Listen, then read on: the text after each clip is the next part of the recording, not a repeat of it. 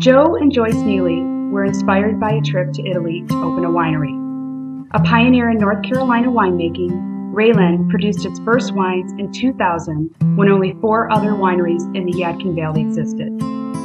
Today, there are over 20 wineries in the Yadkin Valley AVA and over 70 wineries in North Carolina. RayLen produces over 10,000 cases of 16 different wines from 35,000 European varietal vines. RayLen is a favorite of wine touring enthusiasts who enjoy their award-winning wines, their spectacular rolling vineyards, and the unique experience that is RayLen.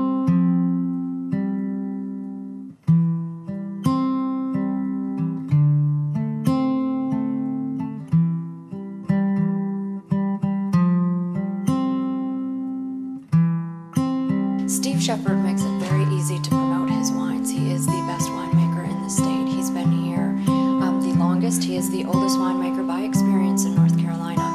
So he knows not only how to work the soil and deal with the ever-changing weather conditions that we have here in North Carolina, but he's extraordinarily talented as well. So it makes it very easy to come here and sell his wine.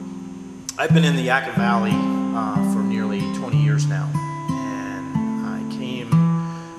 From Pennsylvania in 1989, and at that time we were only one of 6 wineries in the state. Okay, we were the first in the Yadkin Valley. We started off with 5 or 6 wines that year, and from 26 acres. And over the course of 10 years that I worked there, we increased our acreage from 26 acres to about 60 acres. We added about maybe another half a dozen to a dozen wines, so all in all we were producing maybe 12 to 15 different wines at that time. We got the marketing going, we won lots of awards. We were recognized by Robin Parker. It was a really exciting period of time when the industry was kind of poised and in its infancy.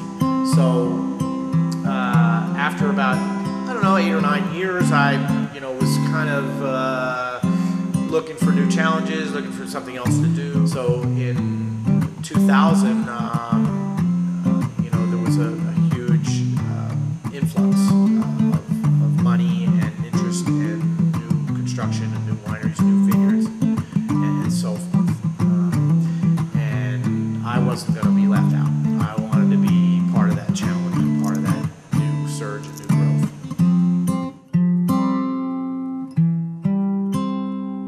So, Steve, you started out here in 2000.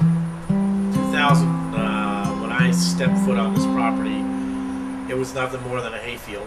And this was an old dairy farm that had been utilized to produce milk for 100 years. And for us to turn this land into a vineyard and winery was certainly a small challenge, to say the least. But we've worked hard at it, enjoyed ourselves through the whole thing. I was frightened when I first stepped foot. Where do you even start with something like that? I mean, it's a hayfield. So. Well, I started. You see that barn way in the back there? That was my office. And, okay. We started there by planning what type of grapes we were going to plant, and how to lay the vineyards out, and where the rows were going to go, and just the whole planogram of the property itself, to be able to utilize it in such a way that we're going to yield really good quality grapes, as well as have space enough to put the winery in, and be able to make it attractive and also useful at the same time. So when you're doing that mapping process and you're deciding what to plant where, how's that decision-making process go? You kind of examine the soils around the property and figure out what will go best where? We did extensive soil testing, and we've also had to do some work with the soil as well before we went ahead and started our planting. But the selection of the varieties, comes from basically, there's traditional grapes out there, varieties out there, Chardonnay and Merlot and Cabernet Sauvignon, and those particular varieties are the type that make the classic world-class wines, and we wanted to be able to make those type of wines here. So, you know, we certainly we're pioneers in this area, and we're still learning as we go.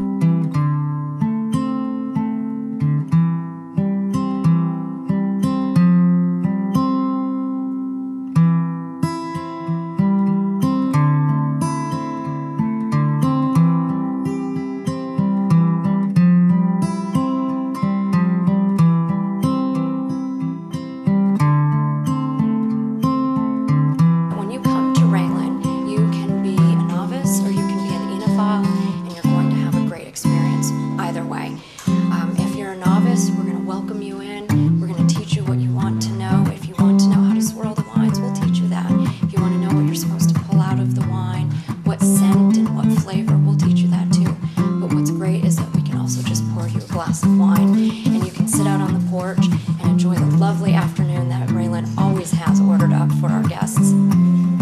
So the advantage to having 100 acres here is that we can fit a lot of people in at RayLen. We do actually have about 110 acres, and only 40 of them are under vines, so that leaves a lot of room for having a lot of people out at RayLen. And you can range from coming into the tasting room and doing a tasting on maybe a date. A first date is always fun, or anniversary, which we have a lot, and having something nice and private and intimate, or coming to something a little bit larger, like maybe you want to bring a group out here. In addition to the private parties, we also have festivals that we do out here, and we do 5 festivals a year.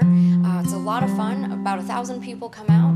You can pay $10, come in, have a glass of wine, sit and enjoy some music, do a tasting, have some excellent food. There's always a local band that we have playing, and then we do food with a local vendor as well. And the food is always really good, and people really enjoy themselves. You can bring out tents and chairs and blankets and just really enjoy the afternoon, and there's not many things that you can do in this world for $10 all day. So I think it's just it's a lot of fun, and we in fact actually do one nighttime festival, our full moon festival, and that's always our most popular, and people have a great time at that one as well. And you can go anywhere from a single tasting or a private party, or coming in and just having a great time at one of our big parties. But regardless of what experience you choose